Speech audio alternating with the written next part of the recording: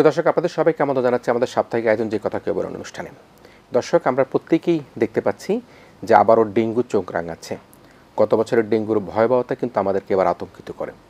বিশেষ করে নবজাতক শিশু কিশোরদেরকে কিন্তু ডেঙ্গু আক্রান্ত হবার বেশ আমরা প্রবণতা দেখতে পাই, এবং সেক্ষেত্রে আমাদের করণীয় নিয়ে কিন্তু নানা ধরনের চ্যালেঞ্জের মুখোমুখি হতে হয়, এবং আমরা শুধুমাত্র বাসায় রেখে চিকিৎসা দিয়েও কিন্তু আমরা অনেক সময় প্রতিকার পাই না, তাদেরকে হাসপাতালে ভর্তি করতে হয়, বেশ অনেক দিন সেই ভোগান্তিতে পড়তে হয়।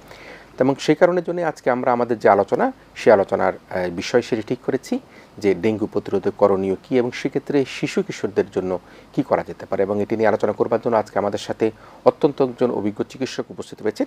তিনি হচ্ছেন সহযোগী অধ্যাপক, নবজাতক শিশু কিশোর বিশেষজ্ঞ, রোগ বিশেষজ্ঞ, বাংলাদেশ শিশু হাসপাতাল ও ইনস্টিটিউটের তিনি কাজ করছেন ডাক্তার রেজওয়ানুল আহসান বিপুল। তিনি রয়েছেন আমাদের সাথে।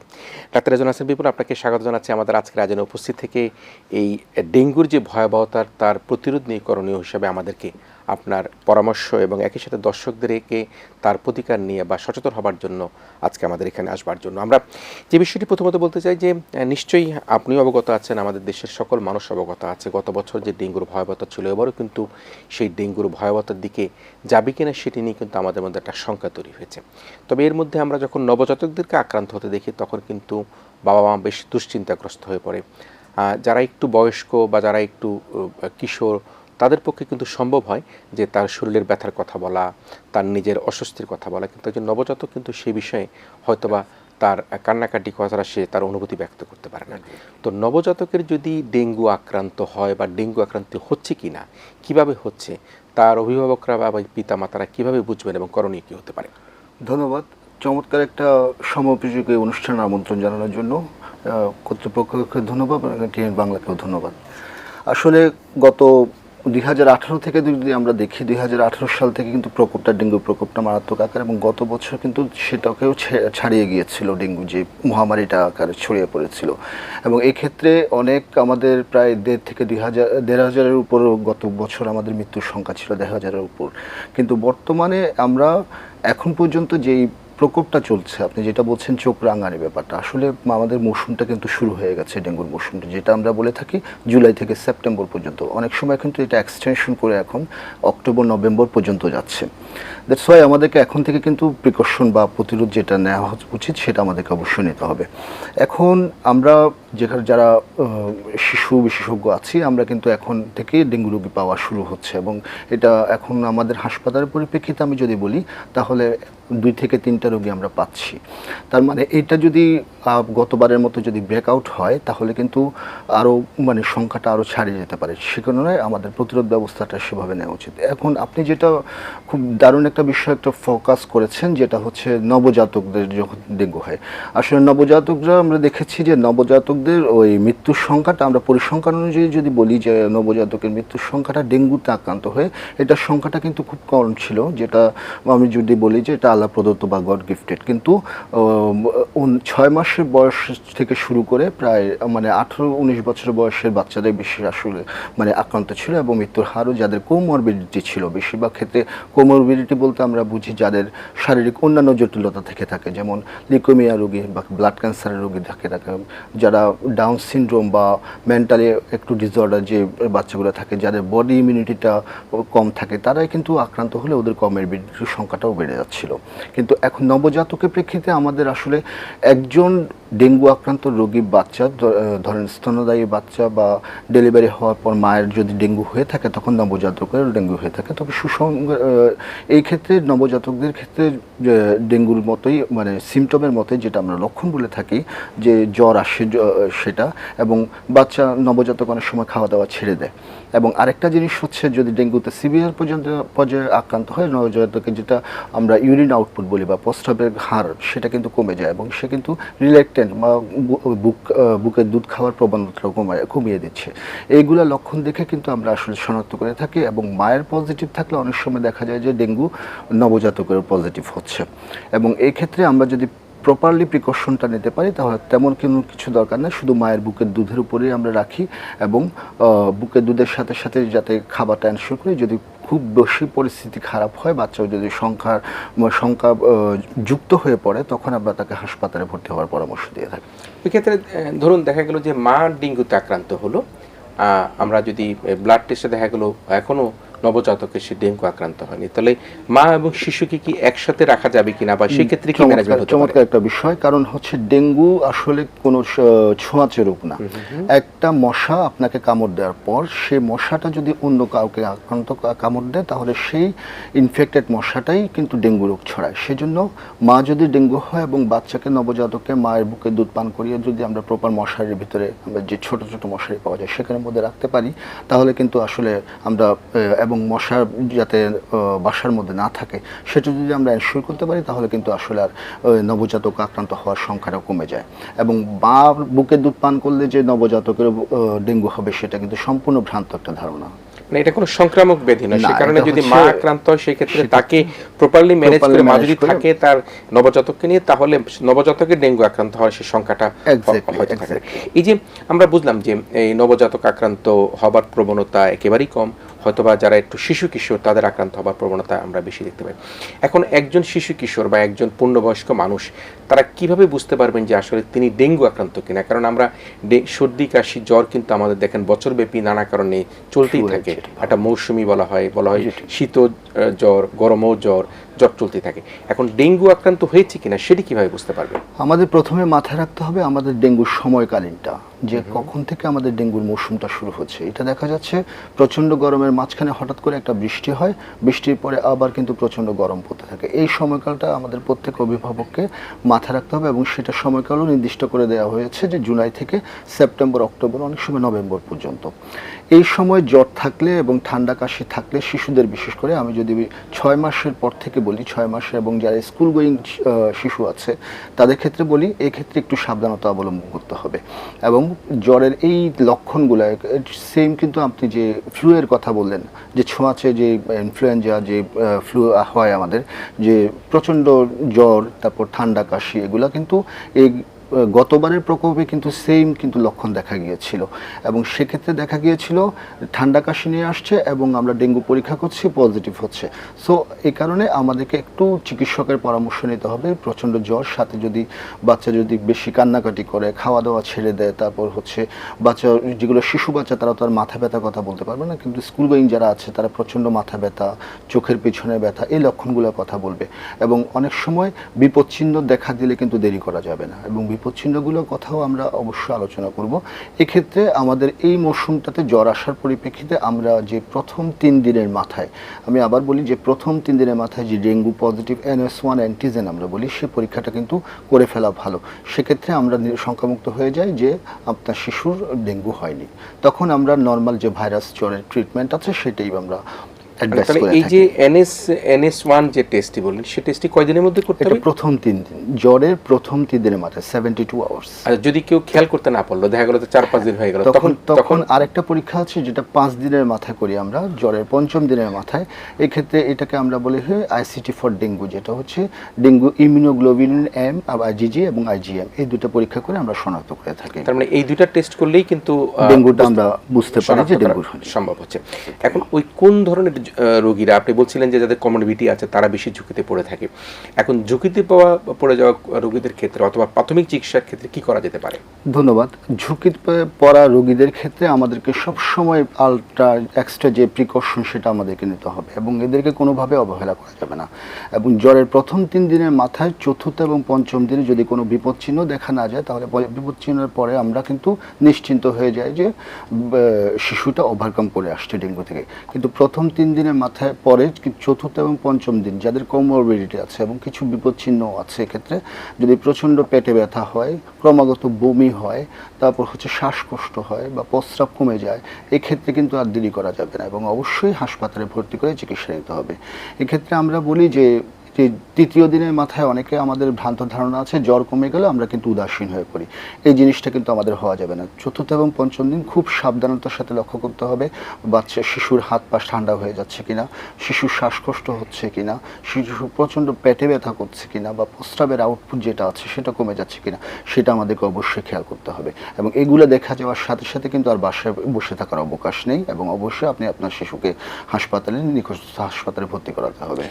3 দিনের মধ্যে জ্বর কমে গেলে যে আমি শঙ্কামুক্ত হয়ে গেলাম সেটি নয়, আমাদেরকে বাকি অবজারভেশনগুলি করতে হবে।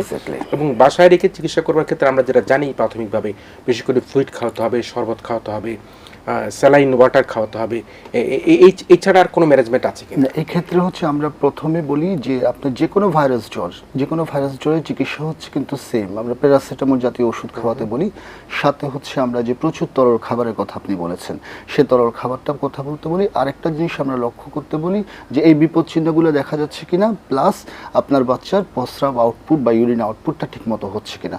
যদি সে মুখে প্রপারলি খেতে পারে এবং এইরকম যদি প্রস্রাবের পরিমাণটা ঠিক থাকে, তখন কিন্তু আমরা এটা বাসায় ম্যানেজ করে ফেলতে পারি।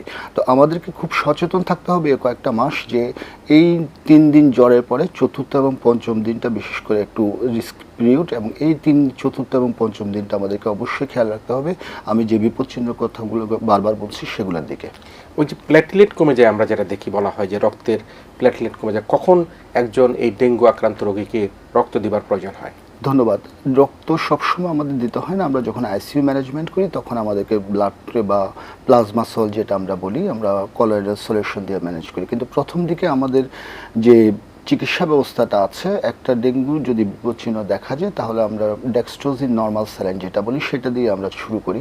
এরপরে আমরা কিন্তু প্রতিদিন যে প্ল্যাটেলেট কাউন্টের কথা বলছেন, আমরা কিন্তু আসলে একটা ব্লাড রিপোর্ট করার পরে শুধু প্ল্যাটেলেটের দিকে তাকাই না, আমরা অনেকগুলো প্যারামিটারও দেখি, যেমন হিমোগ্লোবিনের পার্সেন্টেজ কত, ডাব্লিউবিসির কাউন্টটা কমে যাচ্ছে কিনা, বা হেমাটোক্রিটটা বেড়ে যাচ্ছে কিনা বা কমে যাচ্ছে কিনা, সাথে প্ল্যাটেলেটটা কমতেছে কিনা। এই 4টা জিনিস কিন্তু প্যারামিটার আমরা দেখেই কিন্তু জাজ করে থাকি। এগুলো যদি ক্রমাগত খারাপের দিকে যেতে থাকে তখন আমরা মনে করি যে আরও পরীক্ষা নিরীক্ষার দরকার আছে এবং বাচ্চাটার আরও উন্নততর চিকিৎসা দরকার হবে, এবং তাকে সে অনুযায়ী আমরা ব্যবস্থা নিয়ে থাকি।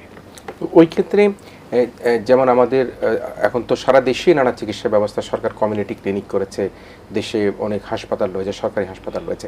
আমাদের যে সরকারি ব্যবস্থাপনা, তারা কি প্রস্তুত কিনা? বিশেষ করে আপনি যে হাসপাতালে কাজ করেন, শিশুদের নিয়ে কাজ করেন, তারা কি এই ডেঙ্গু প্রতিরোধ করবার ক্ষেত্রে, চিকিৎসা দিবার ক্ষেত্রে প্রস্তুত আছে কিনা? এক্ষেত্রে ধন্যবাদ, চমৎকার একটা প্রশ্ন। এবং গতবারের যে শিক্ষা এবং 2018 সালের আমাদের যে শিক্ষা আমরা পেয়েছি, এক্ষেত্রে আমি গণপ্রজাতন্ত্রী বাংলাদেশ সরকারের স্বাস্থ্য মন্ত্রণালয় এবং স্বাস্থ্য অধিদপ্তরকে ধন্যবাদ জানাতে চাই যে এখন থেকে তারা কিন্তু প্রিকশন নেওয়া শুরু করেছে। আমি যদি আমার হাসপাতাল পরিপ্রেক্ষিতে বলি, আমরা কিন্তু একটা ডেঙ্গু বিশেষায়িত সেল করে থাকি সবসময় প্রতি বছরই, এবং এই বিশেষায়িত সেলে ডেঙ্গু রোগীগুলো এসে যারা বিপদচিহ্নযুক্ত রোগী, যারা বিপদমুক্ত, তাদের কিন্তু আমরা ভর্তি দিই না। তাদেরকে আমরা বাসায় যে প্রপার অ্যাডভাইসটা আমরা দিই, যে প্রচুর তরল খাবার খাওয়ানো, প্যারাসিটামল জাতীয় ওষুধ খাওয়ানো, কোনো ক্রমে অ্যান্টিবায়োটিক দেওয়া উচিত না, এই উপদেশগুলো দিয়ে আমরা ছেড়ে দিই এবং বিপদচিহ্নগুলো খুব ভালো করে বুঝিয়ে দিই। এগুলো যদি দেখা যায় তখন আমরা ওই যে ডেঙ্গু বিশেষায়িত সেলটা করেছি, এবং আমাদের হাসপাতালের পরিপ্রেক্ষিতে এবং অন্যান্য হাসপাতালগুলোতেও কিন্তু সেম ব্যবস্থাটা করা হয়েছে। এবং আমাদের একটা কিন্তু র্যাপিড টিম আছে যেটা হচ্ছে ডেঙ্গু উপর প্রশিক্ষণপ্রাপ্ত। এবং আরেকটা জিনিস আমি ধন্যবাদ জানাতে চাই যে ডেঙ্গু একটা ম্যানেজমেন্ট গাইডলাইন যেটা করা হয়েছে সরকারিভাবে, সেটা প্রটোকল মেনটেন করে কিন্তু আমরা ম্যানেজমেন্টটা করে থাকি। এক্ষেত্রে এই জিনিসটা যদি আমরা প্রত্যেকটা প্রত্যন্ত অঞ্চলে এই প্রটোকলটা যদি পৌঁছে দিতে পারি, এবং আমরা এটা দিচ্ছি অলরেডি, অনেক সময় আমরা ডেঙ্গু যে ইয়েগুলো আছে, গাইডলাইনটা আছে, সেটা কিন্তু প্রত্যন্ত অঞ্চলে পকেট গাইড হিসেবে পাওয়া যাচ্ছে, এবং এইটা যদি আমরা ফলো করে থাকি তাহলে ডেঙ্গুটা কিন্তু খুব ইজিলি আমাদের মোকাবেলা করা সামনে সম্ভব হবে। আরেকটা জিনিস হচ্ছে যে ফ্লুইড ম্যানেজমেন্টের ব্যাপারটা, সেক্ষেত্রে কিন্তু এইটাই খুব সেন্সিটিভ, যে ফ্লুইডটা কতটুকু পরিমাণে কত ঘন্টার মধ্যে কি পরিমাণে আমরা দিচ্ছি সেটা কিন্তু আমাদেরকে অবশ্যই খেয়াল করতে হবে। আমরা একটা ভ্রান্ত ধারণা আছে যে ডেঙ্গু হলেই আমাদেরকে স্যালাইন দিতে হবে, এটা কিন্তু না। আমরা প্রথমে প্যারামিটার দেখে যদি বাচ্চা ভর্তি হয়, একদম মেপে কত ঘন্টার মধ্যে কত ড্রপে যাবে সেভাবে আমরা চিকিৎসা দিয়ে থাকি। এবং সেক্ষেত্রে যেটি আপনি বললেন যে কোনো কারণে আতঙ্কিত না হয়ে বরঞ্চ আমরা এই সচেতনভাবে মোকাবেলা করা, যে তার জ্বরের পরিমাণ কি, তার আসলে যেটা বললেন বিপদচিহ্নগুলো, হ্যাঁ, তার ব্লাড প্রেশার কি, বা তার যে সিভিসি কাউন্টিং, সেগুলি দেখে তাকে পর্যবেক্ষণ করা দরকার।